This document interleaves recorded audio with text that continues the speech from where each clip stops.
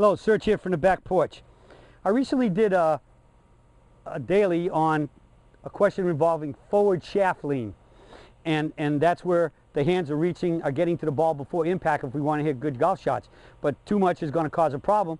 As I said in that daily, that when I was an assistant pro working up on Long Island, I ended up with way too much forward shaft lean on hitting 8 and 9 irons, and that really turned that 8 and 9 iron into a 7 and a 6 iron, and I was hitting them 20, 25, 30 yards longer.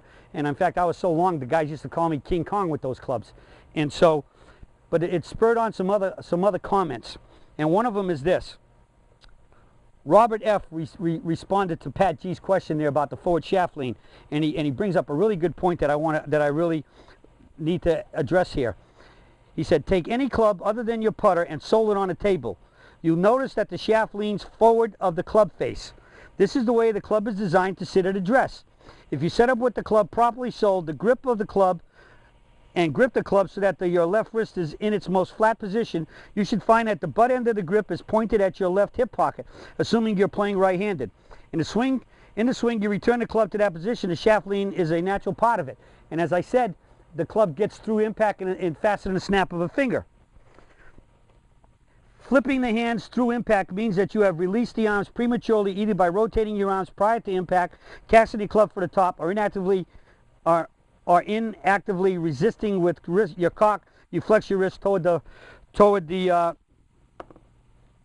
underside. Okay, so let me show you what this means by having the forward shaft lean. Okay, I'm going to use my clipboard here as the table. All right, there's a sand wedge. Here's a there's a 7 iron. Here's a sand wedge. Look at how much more shaft lean that you can see with the sand wedge as I hold it here, and the 7 iron doesn't have enough loft to hold it. But see, look at how little the 7 iron is there, and look at how much more shaft lean we have with the sand wedge. All right, so what that means is, and with the sand wedge being a much bigger or deeper face from top to bottom than the 7 iron, when you have too much forward shaft lean, you can see that there's more face to trap the ball to make it squirt out even faster or farther. Okay? And so that's what this exercise is telling you about putting it on the table and checking out the face angle. Then Pat G came back after Robert F. made that comment, and he said, great explanation. So does the club in essence become an extension of the left arm for all clubs? And Robert came back and said, essentially, from address to impact, your left arm and the club shaft are the string that swings the rock club head in the Serge rock on a string metaphor. All of this is very clear in the Foundations Manual and in the Basic Swing Series. A must for any serious student of the Serge swing.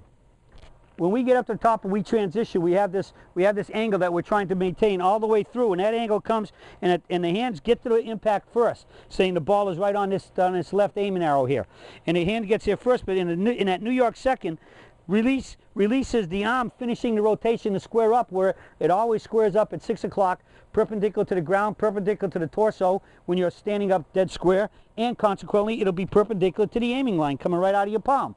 Okay, and so that's what happens here.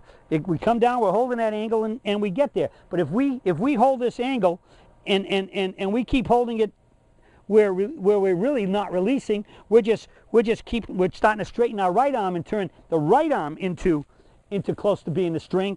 That's where we get too much forward shaft lean, and that's where we trap the ball and hit those low squirters, and with higher clubs can squirt it enough where it pops up in the air with some backspin and just hits a rocket or a rocket launcher.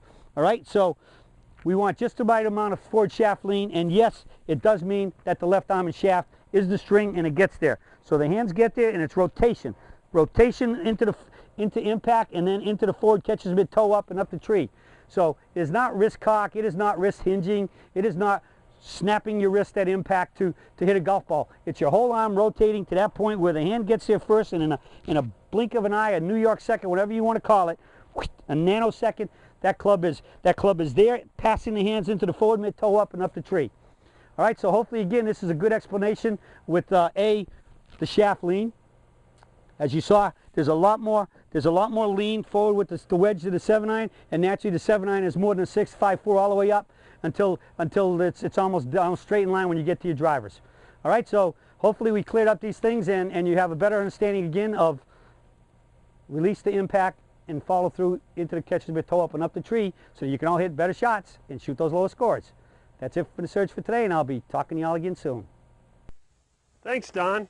It's Dave Seaman here from the Northeast again, and just wanted to give you guys a reminder that we are having a 3-day school. Don's coming up for that, and it's going to be at Odessa National, September 9th, 10th, and 11th, and we still got some open spots.